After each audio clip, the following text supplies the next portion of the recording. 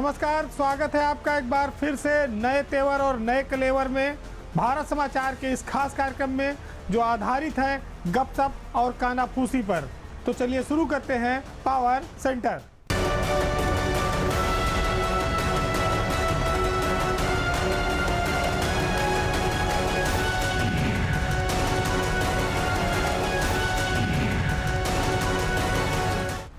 गोस्वामी तुलसीदास तो 500-600 साल पहले रामचरितमानस लिखकर चले गए। भारत में वो धर्म ग्रंथ बन गया, तमाम लोगों की वो जीवन शैली है, रास्ता दिखाते हैं। लेकिन इन दिनों उत्तर प्रदेश में मानस को लेकर जो उसके अलग अलग मर्मज्ञ हैं वो उसकी व्याख्या अलग अलग तरह से कर रहे हैं।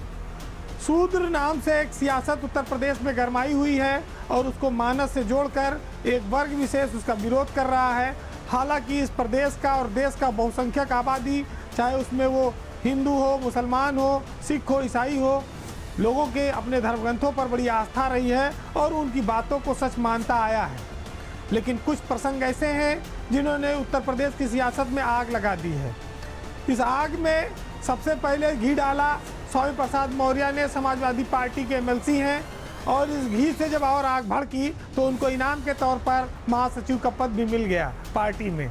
तो जो मौर्य भाजपा छोड़कर आए थे, भाजपा में 5 साल रहे, मंत्री रहे, जो भाजपा को कहा जाता है कि कितनों भी खराब आदमी आए वहाँ बीजेपी की बैतरणी में नहा के वो पवित्र हो जाता है शामिल होके, वो शायद उनका मन बीजेपी में 5 साल रहकर भी नहीं बदला। एक तरह से आप कह सकते हैं कि मानस को लेकर मौर्य हठ योग पर आमादा हैं।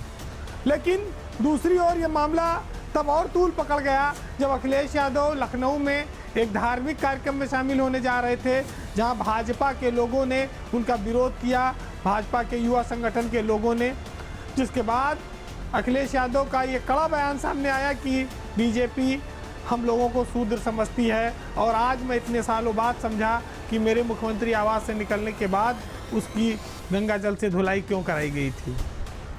हालांकि बहुत सारे लोग हैं जो मानते हैं कि ये बयानबाजी गलत हो रही है। कुछ चुनिंदा लोग हैं जो समाजवादी पार्टी और स्वामी प्रसाद मौर्य की इस बातों के समर्थन में भी आ गए हैं। कुछ लोगों ने तो होर्डिंग लगवा दी कि भाई हम गर्व से कहो हम शूद्र हैं। लेकिन धर्म ग्रंथों का अपमान नहीं होना चाहिए। इस तरह की होर्डिंग से लोगों के अपने निजी विचार हो सकते हैं, जो समाज का एक दबा कुचला तबका रहा है, कहीं उसके लिए उसकी व्याख्या हमारे धर्म ग्रंथों में कुछ अलग तरह से हो रही हो। लेकिन दलित और ओबीसी वोट की खातिर इस तरह की जो सियासत हो रही है, इससे नफ़ा ज़्यादा समाजवादी पार्टी को नहीं होना है, नुकसान ज़्यादा होगा और लाभ बीजेपी को मिलेगा। देखिए, ये जो शुरुआत हुई, ये लड़ाई 2024 को ध्यान में रखकर है। लोकसभा का चुनाव है और वहाँ पर ये लड़ाई सीधी बनती जा रही है समाजवादी पार्टी और बीजेपी के बीच। मायावती का वोट तो लुट रहा था इसमें। जब मायावती ने देखी ये ढील तो वो भी आ गई कि भाई ये जो बात कर रहे हैं आप मानस की और मनुस्मृति की, ये हम नहीं मानते। हम देश के संविधान को मानते हैं जिसको बाबा साहब अम्बेडकर ने लिखा है और जिसमें सब बराबर हैं। ऊंच नीच, जात पात, छुआछात, भेदभाव, ये सब कोई मायने वहाँ नहीं रखता है। वहाँ सबका वोट एक बराबर, सब एक जैसे हैं। हालांकि बात तो बड़ी उच्च कोटि की है, लेकिन जब वोट लेना और कैंडिडेट को टिकट देना होता है तो जाति जरूर देखते हैं लोग, और कितनी जात के कहाँ वोट है उस हिसाब से कैंडिडेट प्रत्याशी उतारते हैं। हमारे देश में एक नया चलन है, एक बड़ी अजीब विचित्रता है कि जिसमें लोगों की बड़ी आस्था हो, जिसमें लोग बड़ा पूजनीय मानते हो, उसमें कोई ऐसा नुक्स निकाल दो कि विवाद खड़ा हो जाए।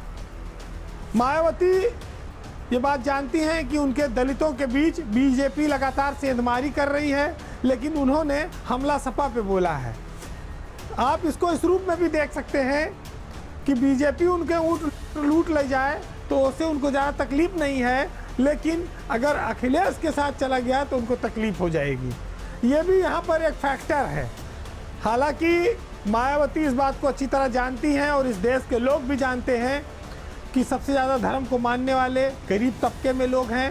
आप देख लीजिए, कुंभ का स्नान हो, कोई मेला लग जाए, कोई उपवास हो, कोई धार्मिक कार्यक्रम हो, कथा भागवत रामायण का कहीं पर आयोजन हो, वहाँ पर बहुत बड़ी संख्या में दलित ओबीसी जात के गरीब लोग जाते हैं पैसा लगा के जाते हैं, उनकी अपनी आस्था होती, भूखे प्यासे रह के कष्ट सह के दर्शन करते हैं, गंगा स्नान करते हैं, तो उनकी भी भावनाएं बड़ी आहत हो रही हैं।